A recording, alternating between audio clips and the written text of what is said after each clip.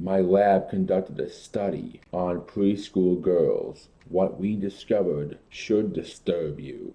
By adolescence, children are already primed to be preoccupied with how they look.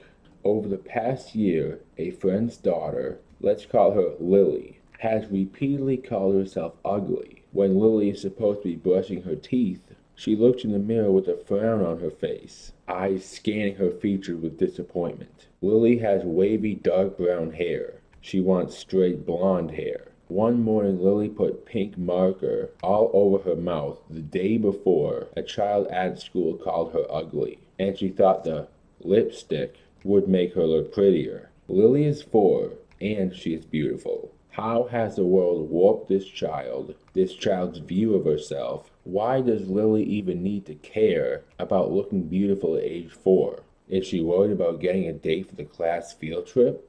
In our study, we interviewed 170 children, ages 3 to 5, to examine when kids start to value being beautiful. Across all of the measures that we assessed, girls on average greatly valued their appearances.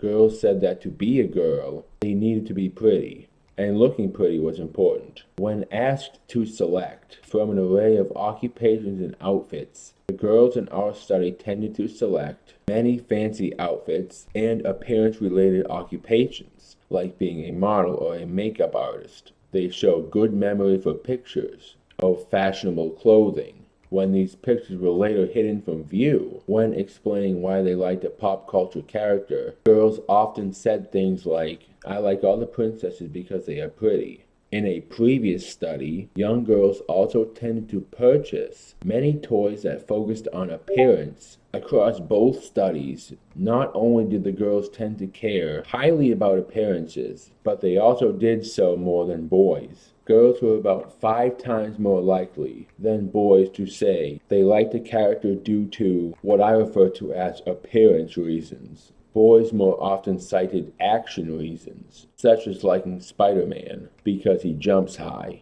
climbs, and shoots webs. Our study concluded that gender differences related to how much emphasis we place on beauty likely starts in preschool. By adolescence, children are already primed to be preoccupied with how they look, a vulnerability that social media, often a very visual platform, taps into and exploits. Decades of research have shown that tying self-worth to looks and having a distorted body image are linked to a whole host of negative outcomes, which can include poorer physical health, eating disorders, substance abuse, and mental health, depression.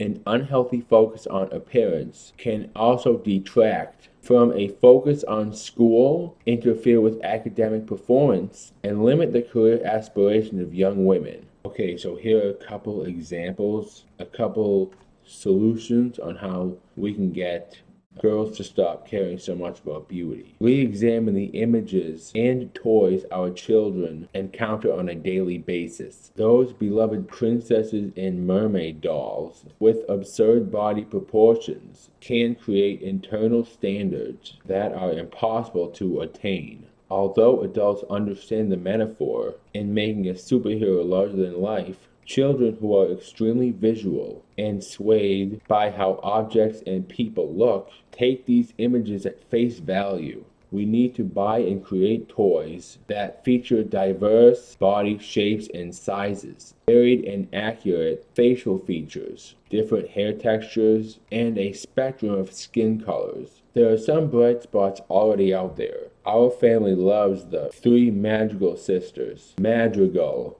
from the movie Encanto. Mirabel, the main protagonist, has glasses and curly hair. Her older sister Luisa is renowned not for her beauty, but for her physical strength.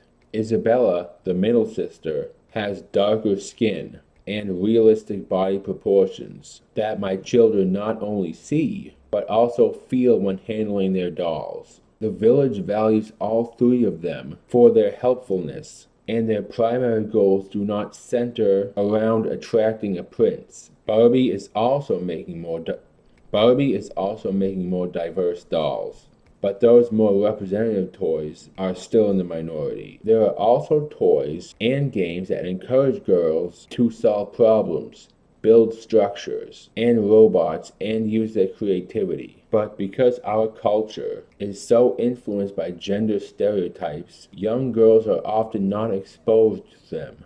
We need to not only add positive and diverse images in toys, but move away from featuring and selling the harmful ones that currently dominate the market. We can also change how we talk to the children in our lives. Instead of constantly commenting on a child's appearance, "You look so pretty," or "That's a beautiful dress," try focusing on other admirable attributes, especially when you're speaking to girls. Are we all familiar with Ruben de Maid? He's a singer slash makeup artist. He did an interview with Ellen DeGeneres.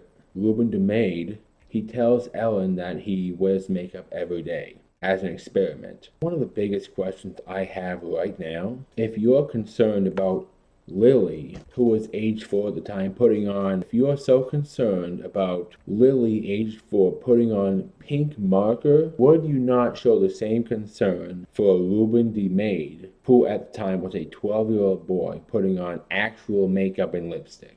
People like James Charles and Jeffree Star, I would venture to guess they took up this kid's social media, and that's how he got started. Through social media, he was convinced this is who he actually is. Instead of making a whole bunch of diverse new toys, just tell your child to be confident in the way they actually look. And just explain to them, it was just one kid who said that? Just explain to Lily that sometimes kids being cruel. Look, I'm not arguing what's masculine and what's feminine. I'm just saying if you don't want a 4-year-old putting on pink marker to represent makeup, what the fuck? Why would you be okay with a 12-year-old boy actually putting on the makeup and the lipstick? There's definitely a better way. Maybe the parent of the other kid who called Lily ugly should have told that kid, if you don't have anything nice to say, then don't say anything. Yes, I can agree with you that not every single girl wants to aspire to be a princess or whatever. And I'll even go so far as saying yes, if that's all girls are seeing, princess dresses and being saved by princes or whatever, it might impact them because they take things at face value. But hypothetically, if a boy around the same age sees all these articles about transgender models winning women's beauty pageants, would that not also warp the child's mind into thinking he could be a so-called transgender model? You said they would take things at face value. Just teach children to be comfortable in their own skin and not try to emulate others.